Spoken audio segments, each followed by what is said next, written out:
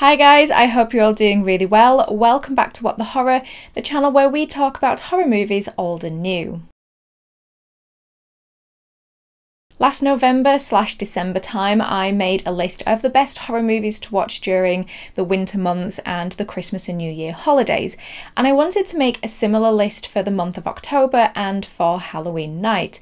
I wanted to make a list of horror movies that would be useful for both my returning viewers but also for any of you watching that maybe just dip into horror movies for the spooky season and stumbled upon the video while looking for ideas. And to be honest with you, today is the absolutely perfect day to be filming this episode because outside right now it's very dark and gloomy and pouring with rain. I'm going to include a range of horror movies set on and around Halloween and some that aren't but are what I would consider a perfect spooky season watch. I'm also going to include some that cater to specific aspects of Halloween, some that are suitable for those of you who perhaps like your horror a little milder, and ones that are perfect for those of you who like your horror a little bit more extreme. So hopefully there will be something for everyone and to everyone's taste. I will also leave timestamps for each of the sections down below so you can jump about and find the ones that you're most interested in. Now, I usually try to stick to 10 movies for these lists, but I'll be honest, there's actually more than 10 here.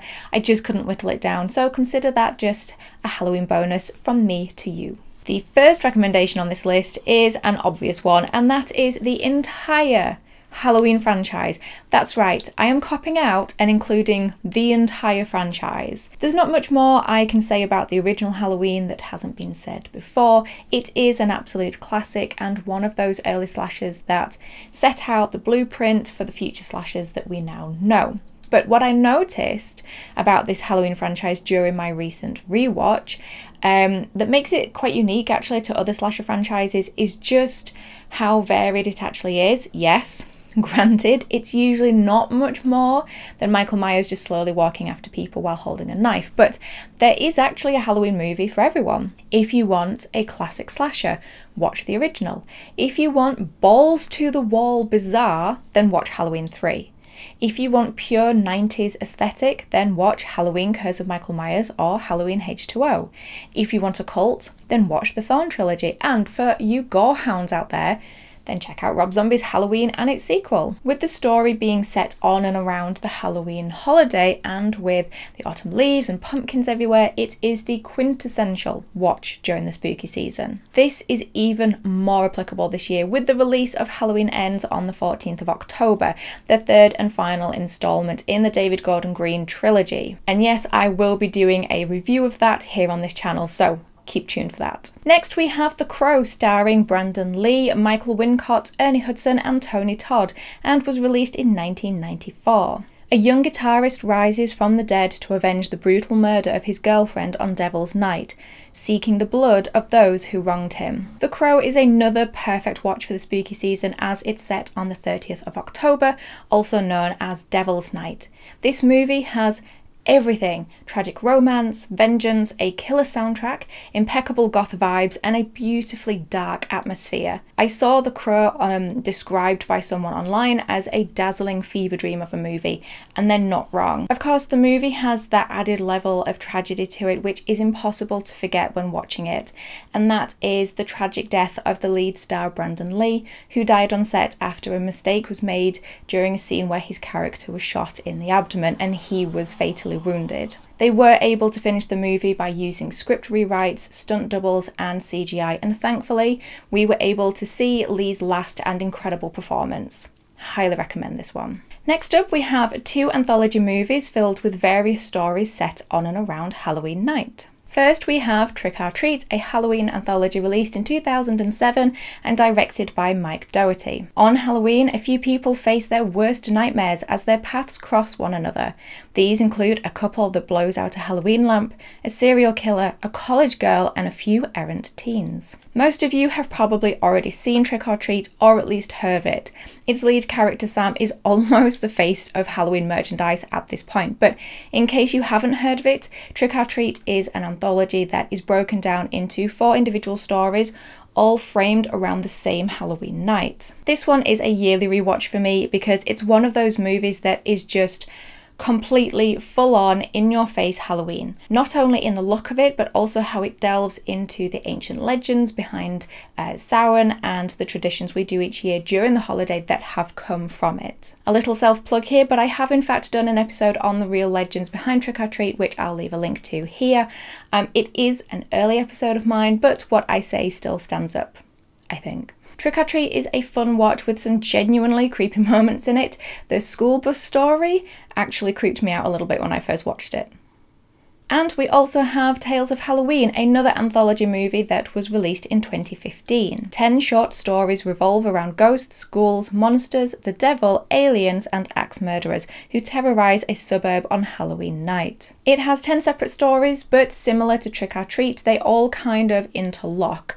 Unlike Trick or Treat though, Tales of Halloween has various writers and various directors, so each segment has a slightly different feel to it. My favourite part of this movie though is the absolutely stellar horror alumni cast. I'm not kidding. There are so many horror staples here. You've got Lynn Shay, Joe Dante, Barbara Crampton, Caroline Williams, Grace Phipps, and Jack Dylan Grazer from It in his movie debut. While Trick or Treat does have some moments, I would say that that one is a lot more watchable for those of you who just like to dip into your horror or like something a little milder, while Tales of Halloween is catered to those of you that want something a little gorier and a little darker. Next, we have 2 movies that are set in a Halloween haunt night for those of you wanting to relive your own haunt nights, or those of you who just don't live in the types of places that actually do haunt nights. These are the movies for you to live vicariously through. First, we have Hellfest, released in 2018 and directed by Gregory Plotkin. An amusement park meant to be scary turns deadly when a serial killer makes it his hunting ground while terrorizing a group of friends who are the only people who know what is happening. So even though I've included this one on the list, it doesn't mean I am the biggest fan of it. It's very much a simple popcorn flick that's just a bit of daft fun. The killer isn't the most memorable and the teens are standard stock characters, but if you don't go into it expecting too much, you will probably have a good time with it. Where it does shine though is the whole look of the film. It is chock full of Halloween vibes and the carnival itself looks awesome. I'm not sure how realistic it would be to have a haunt night this huge, but it looks fun, serial killer aside of course. It was also produced by Gail Ann Hurd, who also produced Aliens, The Terminator and The Walking Dead.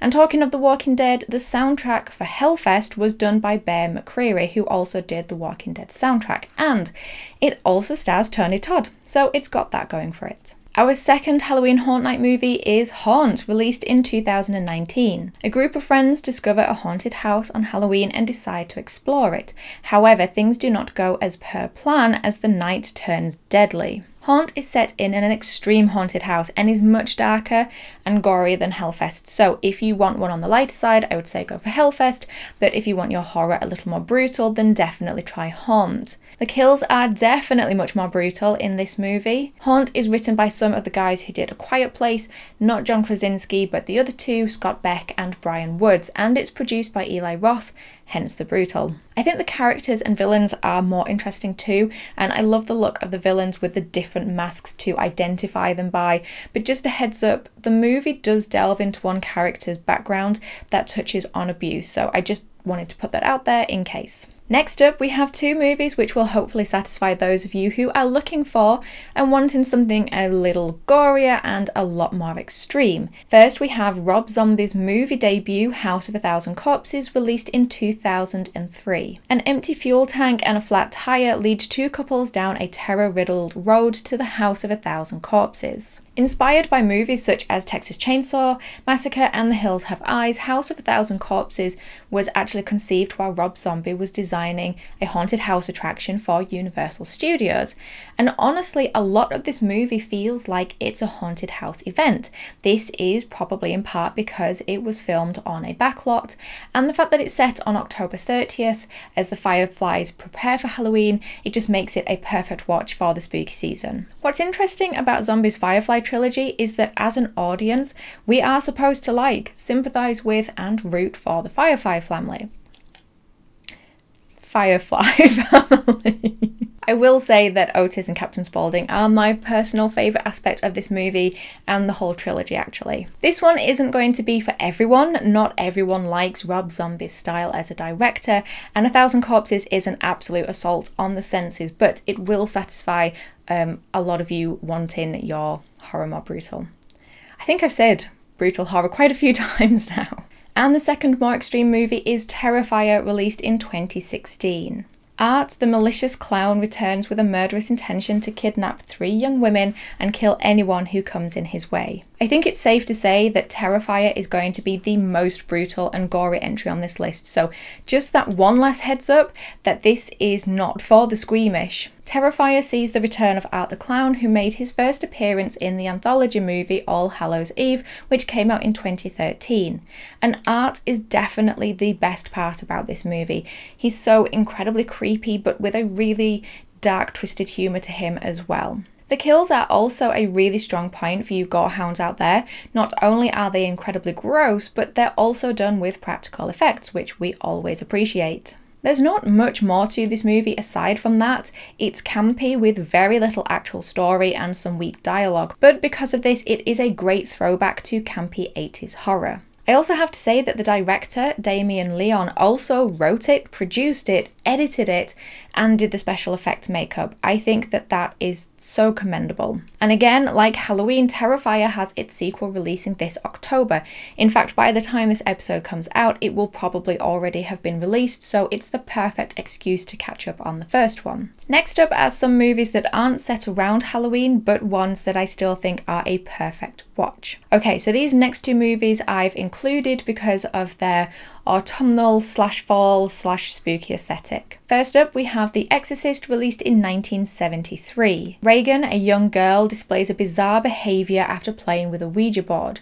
Chris, her mother and an actress, consults 2 priests who conclude that Reagan is possessed by a demonic entity. Yeah, I'm sure most of you, if not all of you, have seen and heard of The Exorcist, but I wanted to add it to this list because as well as being a classic horror movie, it's also got this great cozy autumnal feel to it. It's set in the later months of the year. I'm sure, if memory serves me correctly, there are pumpkins in it at some point, and everyone's wearing big overcoats and gloves. I will say that this is a harder watch for modern audiences watching it for the first time because of its very slow pace, and as modern audiences, we're used to a much faster paced and flashier way of being entertained. But despite being slowly paced, The Exorcist is still a shocking movie 49 years after its initial release. Next up, we have Sleepy Hollow, starring Johnny Depp, Christina Ricci, Christopher Walken, and was released in 1999. Ichabod Crane, a police detective, is sent from the city of New York to Sleepy Hollow to investigate a series of murders committed by the Headless Horseman. Sleepy Hollow is an absolute go-to movie for me in October, purely because of the gorgeous aesthetic. The story takes place in 1799, and with Tim Burton having a heavy reliance on smoke and soft light, it's so wonderfully gothic. The movie also has this almost monochromatic look to it, which just adds to the dreamlike feel of the whole film. I think Sleepy Hollow is also a great one to watch whatever level of horror you enjoy. It's got a few creepy moments while also not being terrifying, and there's a bit of blood here and there, but nothing overly gory. The cast in this movie is also one of the most standout things about it. You have some staple 90s names like Johnny Depp, Christina Ricci and Casper Van Dien, and some great character actors in Michael Gambon, Miranda Richardson, Ian McDiarmid and Christopher Lee. Next up is a movie I've included if you're wanting a haunted house setting or some good effective jump scares, and that is The Conjuring, directed by James Wan and released in 2013. The Perron family moves into a farmhouse where they experience paranormal phenomena. They consult demonologists Ed and Lorraine Warren to help them get rid of the evil entity haunting them. The Conjuring was Wan's first outing as a director without a screenplay by his partner in crime, Lee Whannell. And while I personally prefer Whannell as a director, there is no denying that James Wan is a very talented director, and I think what he created in The Conjuring is a near perfect horror movie. Oh, how fitting. Where am I? Can't even see. I'm wearing my Saw t-shirt. Possession and paranormal movies are 10 a penny these days, and jump scares are often considered the cheapest form of a scare, but The Conjuring is an example of all three of these done well and effortlessly. There is no gore or extreme horror in The Conjuring, but plenty of creepy moments, so it's a great one to watch with the lights off, or maybe with the lights off and a few candles and a lit pumpkin. So those are my top 10, 11 recommendations of horror movies to watch this October and Halloween. Hopefully there were some useful suggestions for you. Obviously, you could make the list endless, but we only have so much time in the world, people. October is a very busy time of year for us spooky souls. And obviously I haven't included the new releases that are coming out this month. However, I have done another episode of horror movies still to come this year, which does cover the month of October, so I'll leave a link to that here so you can go and check that out as well. Don't forget to let me know any of your suggestions in the comments below. I love discovering new horror movies. I think my next couple of episodes are going to be movie reviews of recent or recent-ish releases, bearing in mind that I live in the UK and we do get later releases than the US, but this will be leading up to my review of Halloween Ends, and then I'm going to be doing a tier list ranking of all of the Halloween movies, including Halloween Ends, and then I'll be finishing October off with another episode of Truly Horror. So don't forget to subscribe and all that jazz so you don't miss out on any of that content. But in the meantime, thank you as always for stopping by. I really do appreciate it. Take care of yourselves, and I will talk to you in the next episode. Bye guys.